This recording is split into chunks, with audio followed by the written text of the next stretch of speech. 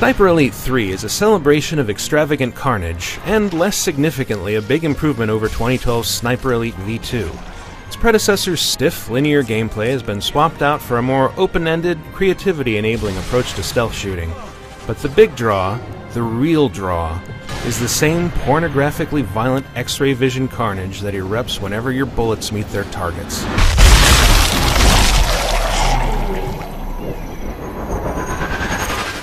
These slow-motion, long-range kills are what keeps Sniper Elite 3 from being just another generic-looking World War II shooter.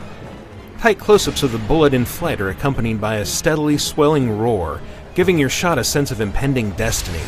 Provided your reaction to the resulting gore is a sick thrill and not actual sickness, this is so immensely satisfying that it renders every other weapon at your disposal anticlimactic by comparison.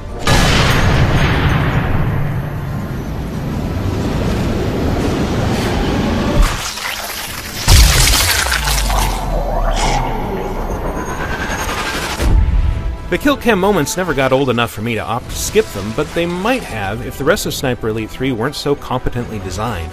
Centering on Karl, a gravel-voiced American sniper who seems to almost single-handedly dismantle the German Afrika Korps, you are taken to a lot of interesting settings in a theater of the war that's rarely explored in games, and given semi-free reign to explore and murder Nazi occupiers in whatever way you deem fit.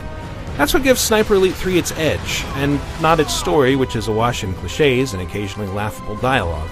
The Three Musketeers. Yes, them. The campaign consists of just 8 stages, but they're a blast to creep through. Each one is enormous and has multiple objectives meant to give you a clear progression through the map, but how you reach and tackle those objectives is up to you. And when you factor in handfuls of enjoyable optional tasks like blowing up a German motor pool or stealing top-secret plans, and the many deaths you're likely to die, finishing a single level can take as long as a couple of hours. With guard AI that'll usually spot you if you run or even poke your head up above cover, Sniper Elite 3 encourages you to take it slow and stealthy, spotting and tagging guards with your binoculars.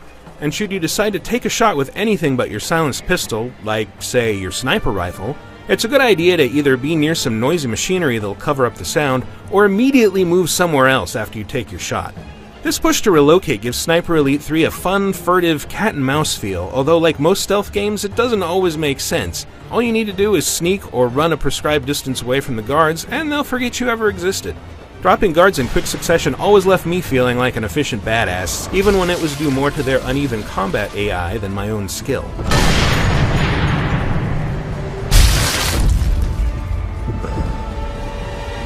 Sniper Elite 3's multiplayer maps are huge and filled with hiding places, and they're built to emphasize distance and sneakiness. In fact, 2 of the standout modes are Distance King and No Cross, which respectively reward teams based on the range of their kills, and separate them with impassable barriers meant to force them to snipe. These modes are enjoyable, but they're not fundamentally different from what you'd find in any other online shooter. Co-op, on the other hand, is much more rewarding. Not only can you tackle the entire campaign with a buddy, but you can also pair up in the Waves of Nazis survival mode in the engrossing Overwatch, which hands binoculars to one player and a rifle to the other, forcing you to work together as a sniper-spotter team.